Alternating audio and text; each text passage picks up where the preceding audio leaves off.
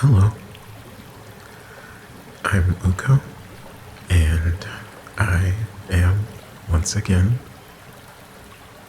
back in VR and here to do another video.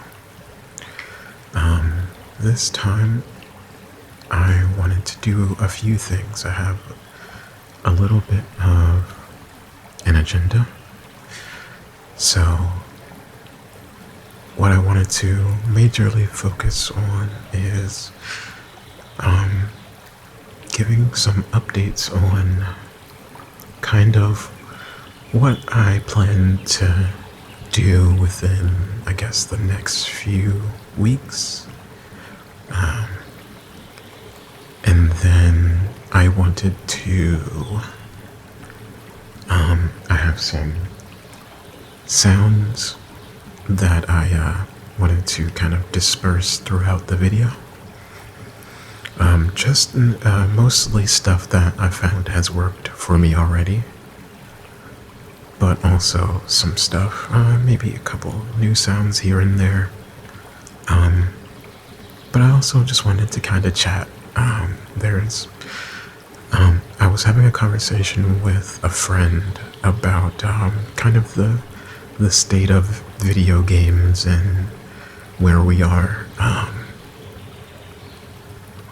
And I was thinking that instead of kind of being, doom and gloom about maybe some AAA releases and studio closures, that I kind of wanted to focus on games that I've personally been having a lot of fun with. And it's actually mostly been indie games. So I picked a list of 5 indie games that I kind of wanted to recommend, and they're different kind of experiences, so hopefully someone gets something out of at least one of these. But yeah, I think I'm gonna start with just kind of giving you guys an update. So right now, I know last week I said that I wanted to get a video out every week, and I'm kind of regretting that. Not because I don't think that I can kind of maintain that pace, but I think I also brought up last week that I wanted to potentially do, a roleplay. And for me, a roleplay, it involves a certain level of theatrics, I guess I could say. It's definitely something that, for me would be a bigger production than doing one of these. That being said, I have started planning out and making things for my next roleplay, or I guess the next video, or hopefully it'll be the next video, but my first roleplay, I should say. I've started planning out things and making assets, and it should be a whole thing. When I going back to what I was saying before, there are certain ASMR channels that I kind of see as people that I would like to kind of model my role plays after. And I kind of see them more focused on, like, not that I've listened to too many of these, but the kind of like a non-fictional universe, radio play kind of situation. I want to try to balance the line of being relaxing, because of course it's ASMR. It should be relaxing. I want to balance the line of being relaxing, and and something that you can kind of put on, at the very least, put on to go to sleep. But also kind of being something with a little bit of a, maybe a story a bit, maybe a little bit of humor, and I'm not really like a writer. I've never done a creative writing course or class or anything of the sort. The most I've done is essays. I'm also not much of a voice actor, and I kind of am going to be the only person doing everything for this video. So, it's going to be a kind of a learning experience for me, right? It's going to be something that's going to take a lot of effort and challenge me in a bunch of different ways. So, I'm excited to try it. I can't promise that it's going to be like fantastic, but I think it's going to be okay. So with that said, my plan right now, like I said, I have some stuff filmed and recorded for it already. My plan right now is that I will kind of film the rest of it. I don't want to overload myself either. I have some things going on in my personal life that, fingers crossed, go well. And the things that I have to focus on. So I don't want to overwhelm myself with trying to get it done instantly or within a super short amount of time. That's why I didn't want to have this be the video this week. But I'm hoping that next week it will be the video that I release. I still don't have a set schedule or anything, so I am still doing the 1 a week thing, but I don't necessarily know what day it will release. I'm thinking the last few weeks I've been doing around Thursday, so I'm thinking around next Thursday, Friday, maybe Wednesday, it'll be up. And assuming everything goes well, I also want to give myself some time to re-record or reshoot or reconsider things if I have to. But that's really the kind of update that I wanted to give.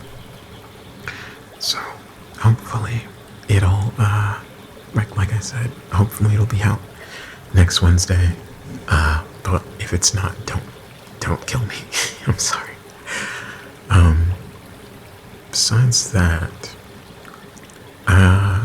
yeah, I guess that's the only real massive in air quotes, massive update that I have. And I'm gonna start, before I get into the indie game discussion and suggestion stuff, I want to just do a little bit of sounds. Maybe I will do one sound, then move on to a game, then do another sound. I'm still learning and everything, so just testing out things. And yeah, so I'll start. I have it in my hand already. I'll start with just some brushing, because you guys seemed to enjoy that last time.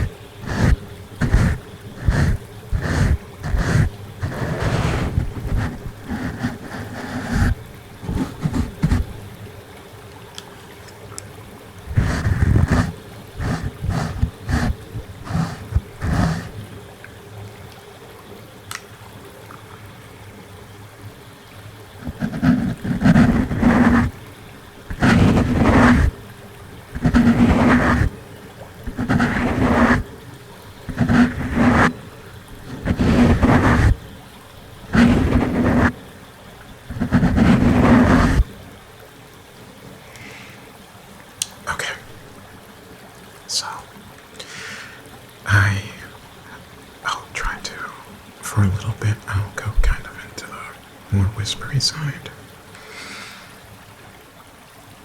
I have some. Let's see. I'm going to start with just this, and this is to help jog my own memory of these games, because it's been a variable amount of time since I've played all of these games, so it helps me remember what exactly happened in these games. So I'll start with my first game, and I'll kind of go by starting with reading the description of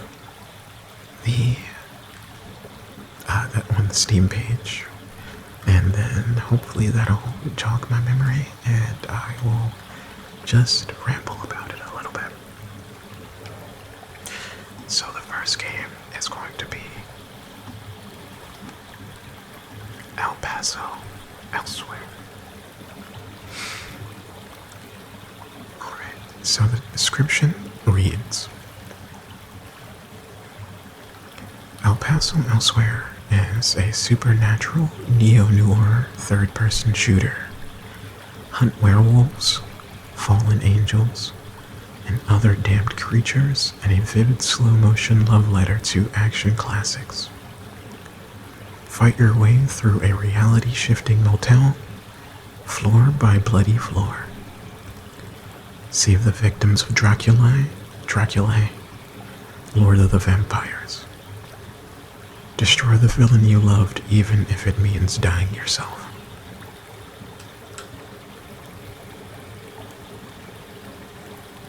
Okay, so El Paso Elsewhere, it's kind of like a third-person shooter. If you've ever played Max Payne, the Max Payne series, it has mechanics that are very, very similar to that. So you have, the way it's structured is that you have, you kind of start on the beginning of a floor, and you work your way from beginning to an elevator that takes you to the next level. Sometimes you will, and I'm not sure if this is mandatory, because it's one of those games with multiple endings. There will be kind of hostages or people that are trapped that you have to, or maybe they're not hostages technically, but people that are trapped that you have to go towards. There'll be like a beacon of light that you can kind of see. The top of the levels are usually pretty open, so you get to see the skybox and the beacons of light throughout. So you can work your way to those beacons of light and then free the kind of trapped citizens or just normal people. And then scattered throughout the level, there will be different kind of, werewolves, undead creatures, just different enemies, gargoyles, that kind of, it's very Victorian era horror theme with the enemies and kind of, kind of the creatures that you'll see. But it's relatively modern as a setting, and this is one of those games that I played a little bit ago, so I finished it last year, and it's definitely one of my favorite games that I played last year. It's not a super long game, right? So it's I can actually check. I think at 9, maybe near 10 hours that it took me to finish. But let me check the Steam page if I can pick the correct thing. So I have 9.2, so just about 9 hours. But yeah, I love the music of the game is kind of electronic, a little hip hop inspired, lots of bass, lots of kick drums.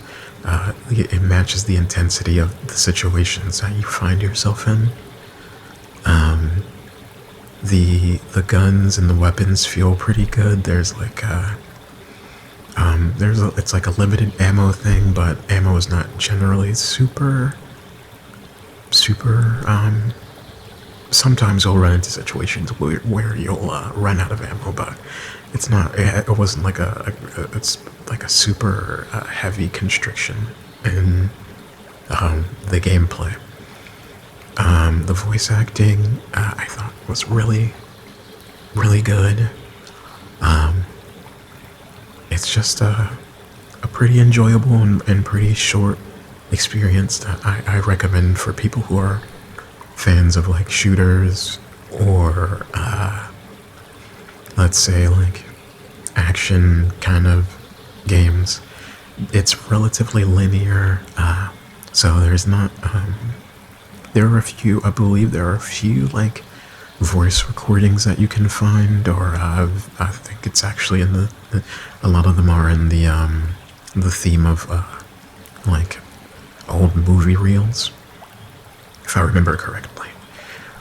But yeah, it's right now I think looking at it, it's $19.99, and that's just on like full price.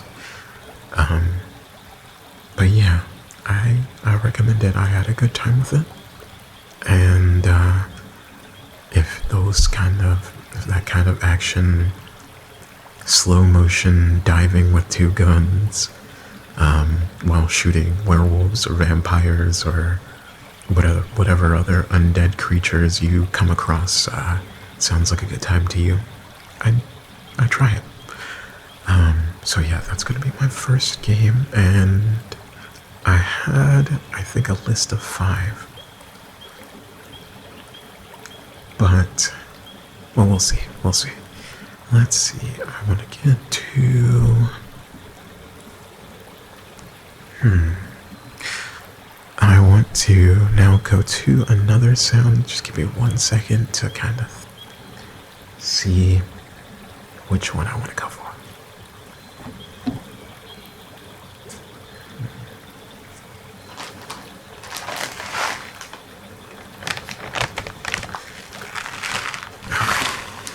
So, I have the bag of rice again.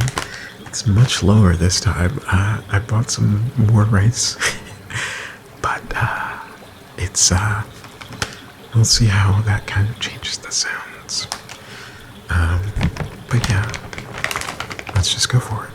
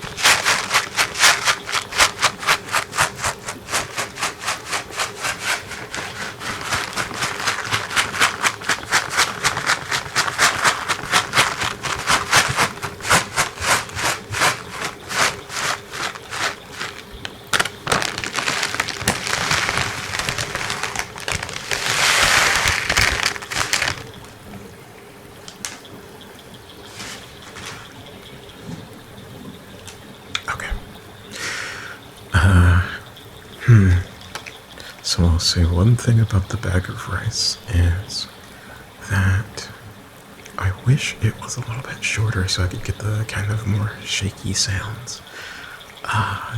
Because it's so much, it can hold so much rice. It's harder to kind of get the shaky noises. But let's move on to... okay. We're going to move on to my next game,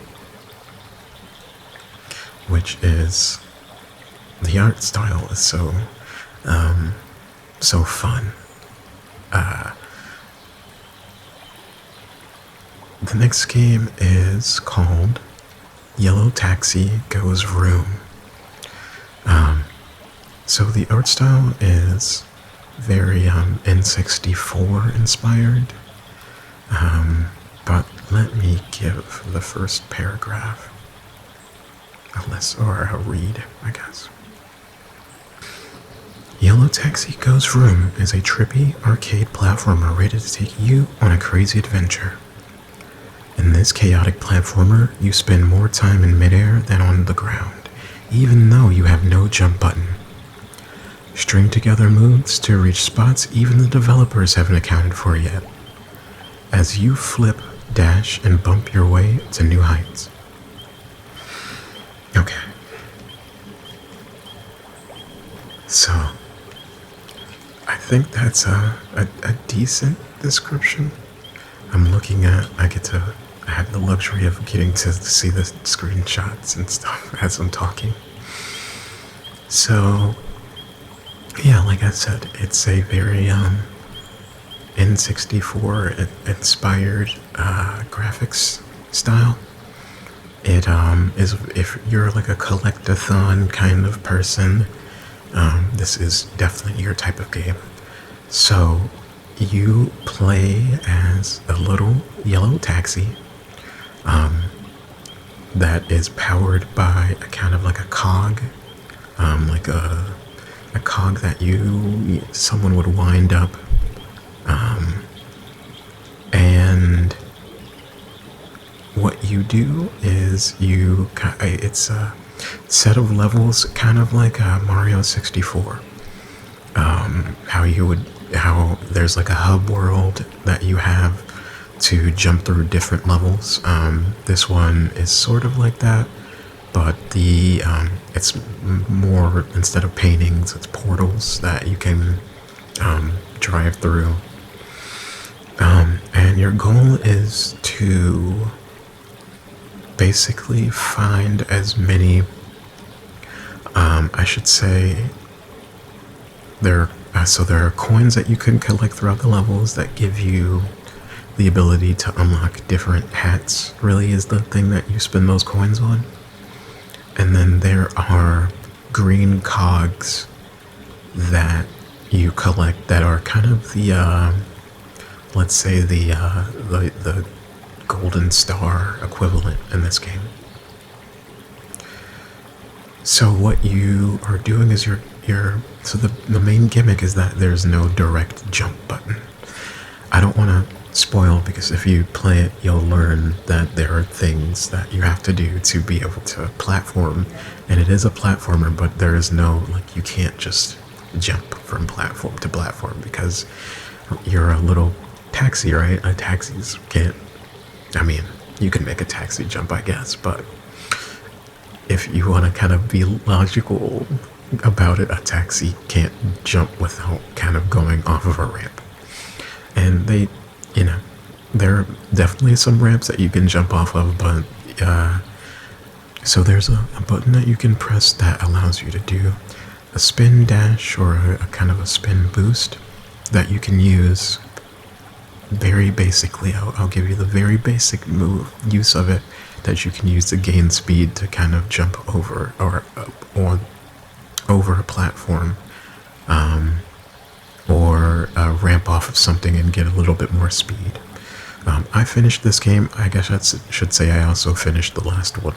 Not everyone on this list I have finished it if I make it through all 5, but I finished the game, and it definitely gets very creative with the challenges that it has you do. So I can remember there's one section, if you've ever played the game, the arcade game Crazy Taxi, there's a section that's kind of referencing that, where you have passengers, where you have a limited amount of time and you have passengers that you can pick up, and they have a destination that they want you to drop them off at. So you have to, in order to gain more time to keep on moving throughout the level, because some of them will give you green cogs, but most of them just give you time, and the green cogs are still kind of scattered throughout the level. In order to get more time, you have to take them to certain locations, and that gives you time to actually go off and get the cogs of the level. It's not a super long game. I think it's a bit longer than El Paso elsewhere. So I have spent 13.3 hours in it. But that's also going back post game to get some extra stuff. There's I forget how many cogs there are, but you don't have to collect them all to finish the game. So I think it's very charming. It's very cute. The music is also great. I think just the art style and the humor of the writing kind of are huge reasons why, or the humor of not just the writing, but the humor of the scenarios and the situations. There's like situational humor and a lot of different references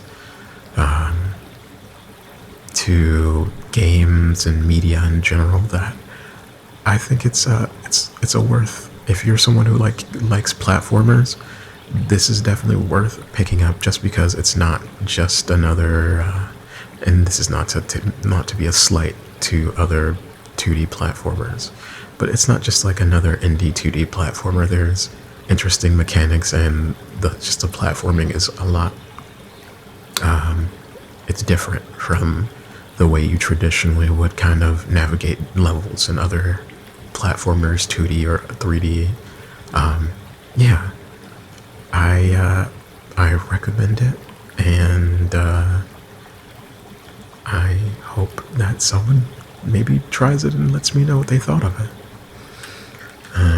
Oh, I should add a little addendum to this.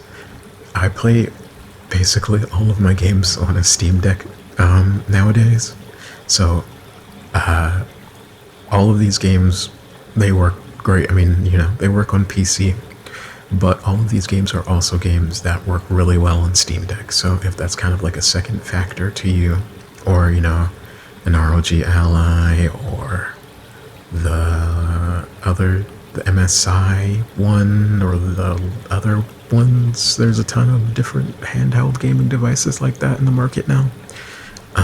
It's definitely one of those games that I think works well for that platform, as well as just PC and whatever other kind of console it's out on. With that being said, let's see. Okay, so for the next sound, I'm going to try to do book brushing again. I think it came out pretty decent last time, so I just wanted to try a little bit more.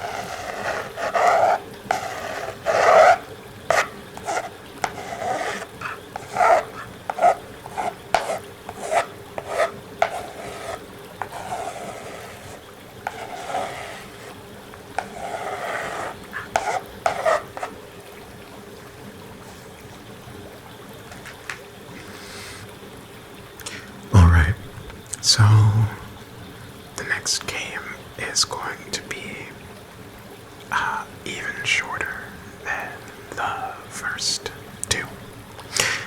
It's a very short but enjoyable experience, and it's going to be called Arctic Eggs. So, keeping along with the short theme of it, even they keep the Steam description very brief.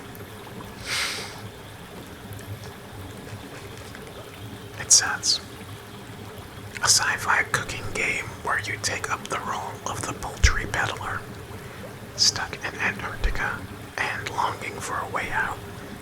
Cook your illegal eggs for those who look hungry. And yeah, that is exactly what you do. So it's a physics game, first person physics kind of game, where you are in control of a pan.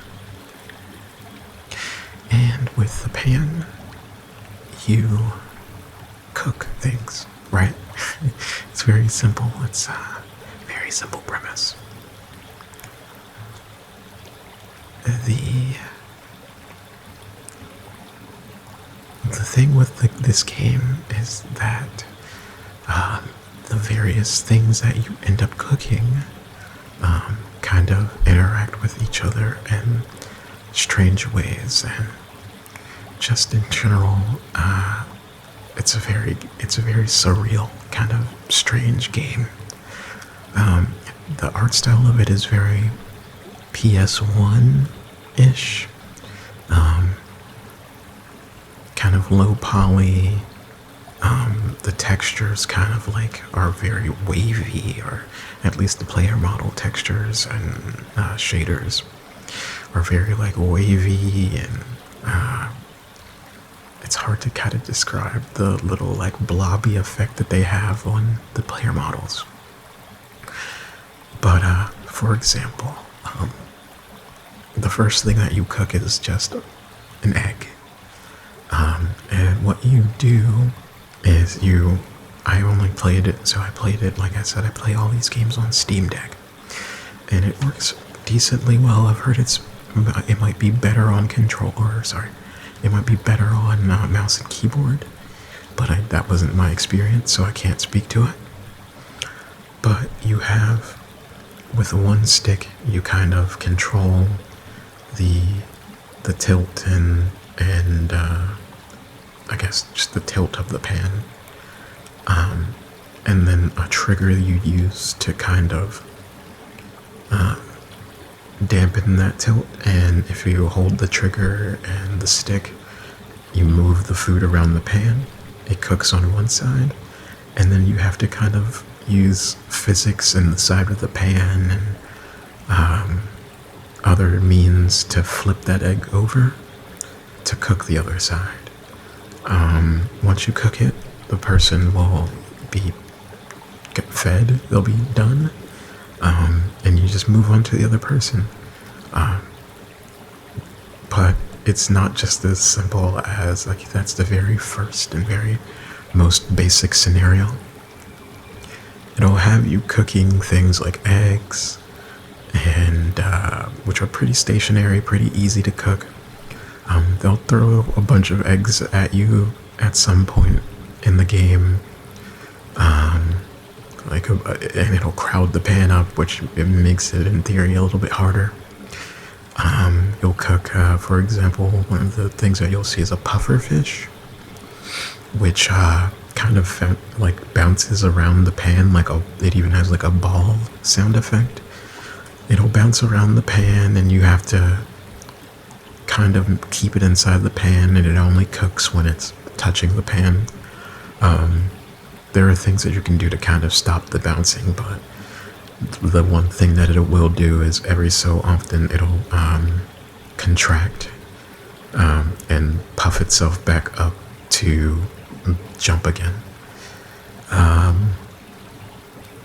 And they'll throw different things at you, like very early on, one of the people wants you to cook an egg and a cigarette at the same time, which the cigarette, you're not really cooking the cigarette.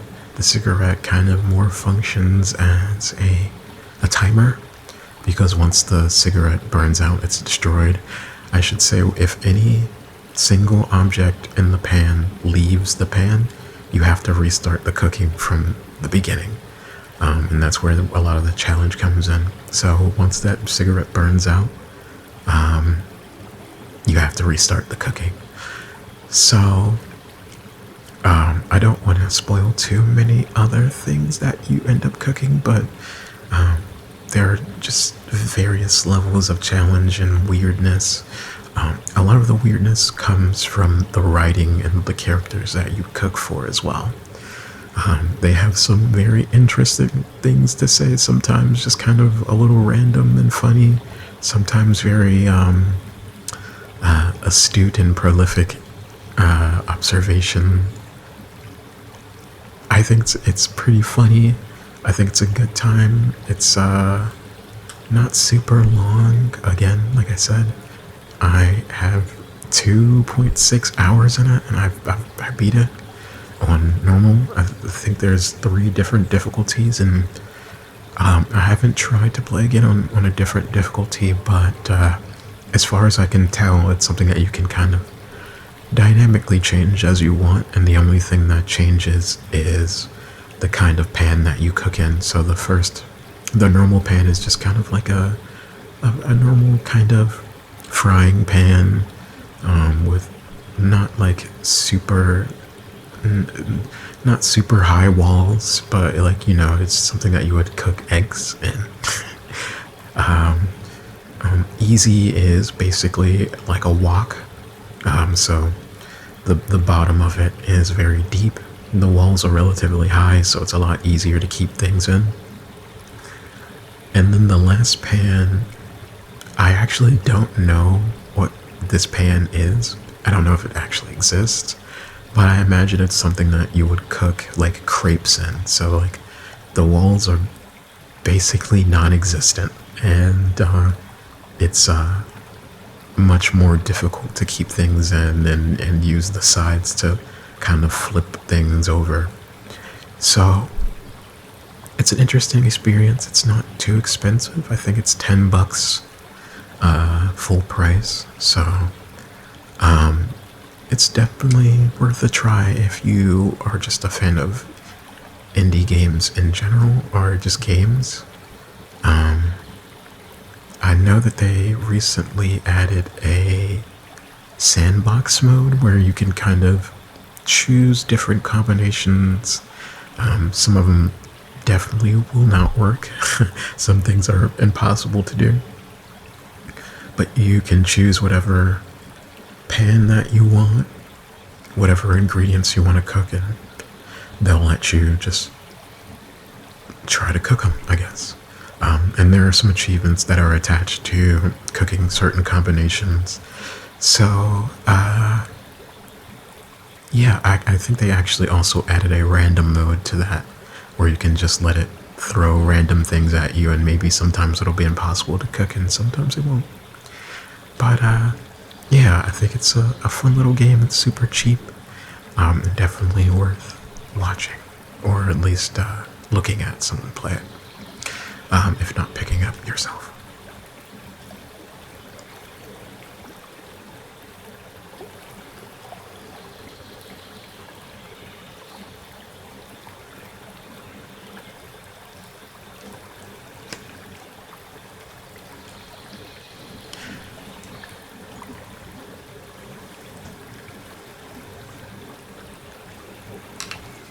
Okay, so that's gonna bring me to, I think, what's gonna be the last sound.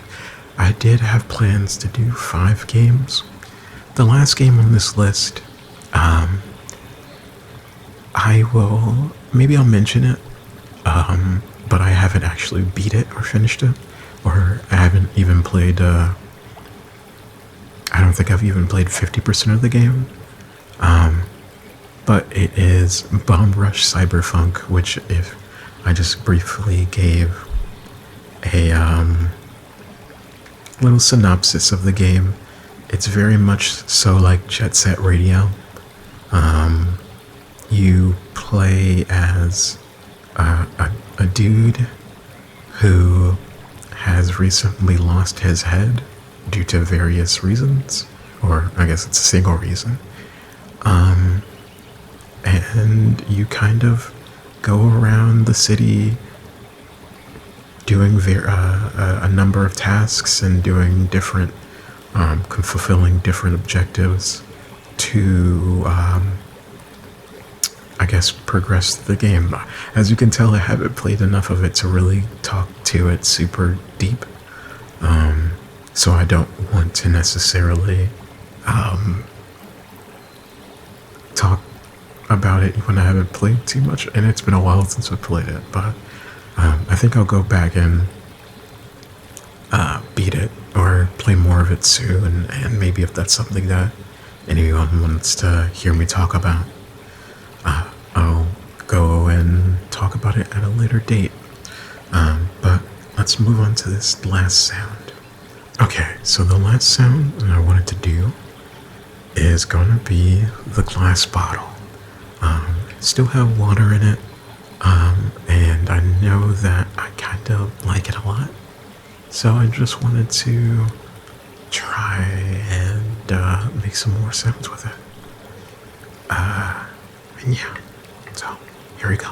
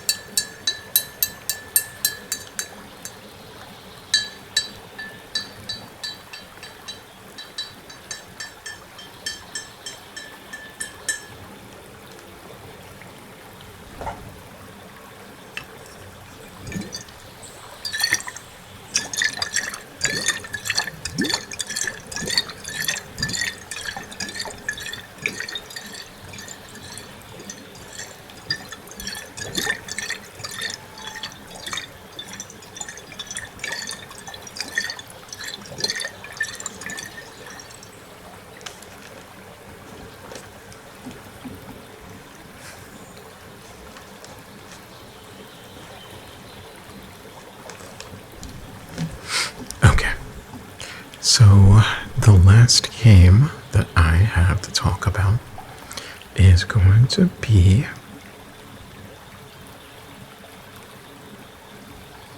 Let's see, give me 1 second. The last game that I wanted to talk about is going to be blazblue entropy effect. I believe I told you guys that I am very much so a fan of the roguelike subgenre, especially action roguelikes, and this is definitely one of those. So I checked the description, and it's not super. It doesn't really do the game's justice so much. But I'll give it a read anyway. So, it says, artistic and magnificent combat action, incredibly satisfying combos, numerous characters, hundreds of moves. This unique action roguelike game will bring you an experience that exceeds expectations. And then there's another, that was just like the side description that they have at the top of the page. The first kind of sentence that they have about it in the About This Game section is blazblue entropy effect is a spin-off of the blazblue series, featuring a new original storyline and world setting that is separate from the main plot of the blazblue series. So, not super helpful, I will admit. But I think I can kind of fill in the gaps myself. So, like they said, and like the title suggests, this is a game that's themed, the actual like action part of it is themed around blazblue and its characters and a subsection of those characters. If you don't know, blazblue is a fighting game by Arc System Works, who make Guilty Gear, blazblue. They did Dragon Ball Fighter Z. There is another game that I am thinking of that is I think it's Grand Blue. I think it's Grand Blue Fantasy Versus is the game that's a spin-off that they made. But they're like an anime fighter studio. blazblue and Guilty Gear are their bigger series that's their original IP. So these are their characters, these characters that are being used here. However, this game is not actually published or developed by ArcSys. It's the developer is called 91 Act. And I think they did a really good job with the characters. So the basic premise of the game is that you are, I can't remember, like I'm not going to try to get specific with the terminology that they use because it's a lot. Just like ArcSys games themselves, it's kind of convoluted and it's a lot of winding paths of a story, so it's hard to keep up with in some ways. But basically, you're an operator of like a remote robot that you then use, kind of like a VR simulator kind of thing, that you then use to go into these combat simulations. And in these combat simulations, you can pick. There's like a kind of like a mega corporation that runs the entire thing for undefined reasons. It is defined, but I don't remember, and two, if I did, I don't want to spoil it. I kind of remember slightly, but yeah, you go into these combat simulations, and that's where the blazblue characters kind of come into play. So they pull I believe 8 or 9 so far characters from that series. And you can go pick which character that you want. Oh, okay. I was so confused because music started playing. You go before a run, you select which character that you want. And from previous runs, you'll have images of characters that you can save up to a certain amount. And you can pull 2 of those images that will give you certain attributes that you selected from the last run, and the special move of that character that they have selected for these little images. And when you pick your character, you go in, and just like a normal roguelike fashion, you kind of build your character up. You go into this, it's a 2D side-scrolling action game with like combos and that type of combat. So you start from, generally speaking, the left side and try to move your way to the right, with a set amount of enemies that kind of pop up in different, there are about like 5 different biomes, I believe, that you end up going through, and with a boss at the end of each one of them, and you just work your way through each little level. Let's say like you're in level 1-1. Once you finish that, you get a reward that is indicated by it's so once, I guess I should say this, once you finish a level, you kind of pick what reward that you want to get out of the next level. So if you want like a new move, you can pick that. Or if you want to go to like a roulette room that has like a chance to give you different buffs or currency or things like that, you can pick that. Or there's like different elemental effects that you can pick. And you kind of build your character off of the different elemental effects and the different moves, because you have a pool of moves, and each character has unique moves, but you don't have all of those moves at your hand from the start of the run. You kind of build and pick which ones that you like the most, and yeah, it's a really fun game. To me, obviously, I'm talking about it.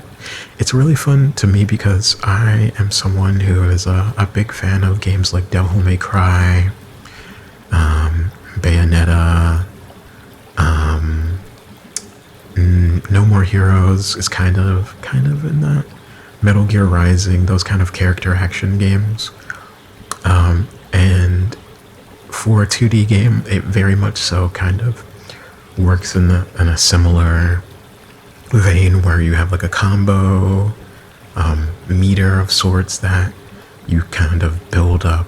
And there's juggling and different combos that you can perform just for style mostly. You can kind of go around and do the same thing over and over again and get through it. But for me, I'm someone who really likes like very stylish action. And this definitely provides that with juggling and different the different abilities and different the moveset that you can unlock. And it gets pretty deep. I would say deep to a level that it doesn't necessarily need to, just because it is, at the end of the day, you are you are just making a run through the same levels. The thing that I will say about it is that you kind of will end up, if you're pretty decent at these type of games, you kind of will end up doing a bunch of runs that look the exact same. There's not a ton of diversity in the different biomes and the different tile sets of the rooms and the different room combinations that they have. But I think the fun for me just personally comes from like the style of the combat. It's certainly more. It's not the most. It can get pretty difficult. It didn't get super hard for me until I started introducing. There's a mechanic sort of like Hades, has like the skulls that you can use to increase the difficulty. There's things that you can pick in the beginning of a run that, or even before you do a run, that will, let's say, like you do less damage, or you have a timer to complete a stage, or the enemies take more damage, or reduced damage, or something like that. Or you have, there's one that basically makes it so that you can't see which rewards that you're getting from the next room or something. It's a fun time, especially if you're someone who is like me, where you're into fighting games and you have a reverence for a blazblue or Arxis' characters and their design.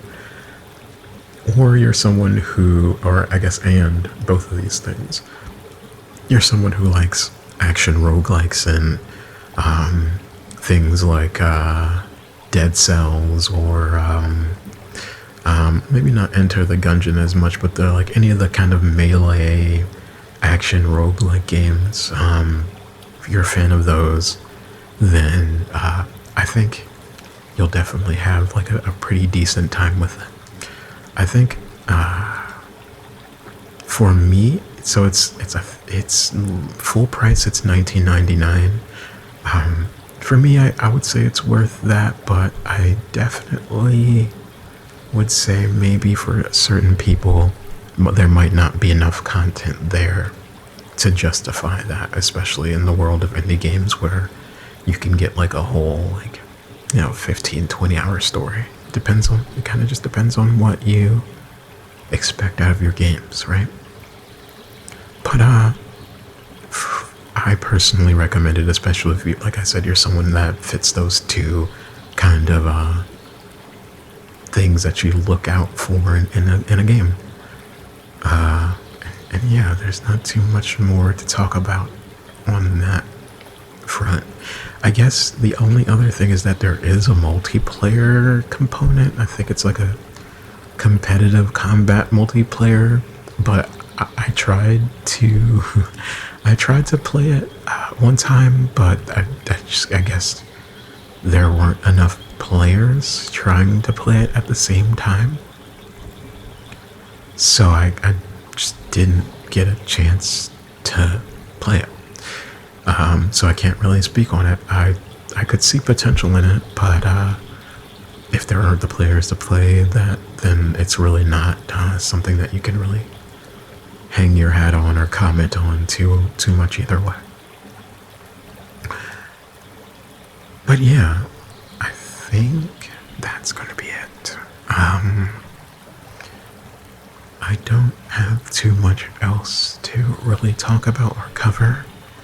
I'm just gonna be working on the next video, the roleplay that I mentioned earlier. So, yeah. Once again, I wanted to thank everyone for the response to the last video. Again, a very similar thank you as from the last video. I don't want to kind of end it every single time thanking everyone in the same manner, just because I guess it gets a bit redundant. But please remember that please know, I guess I should say, that I do really appreciate the comments and everything. And sometimes you guys are kind of funny in there. So, but yeah, I think that's gonna be it for me. But I hope that you enjoyed the video. And I hope that you got some good game suggestions and some relaxation out of this. But I will see you guys next week. And I hope that the rest of your day is good. Alright, goodbye.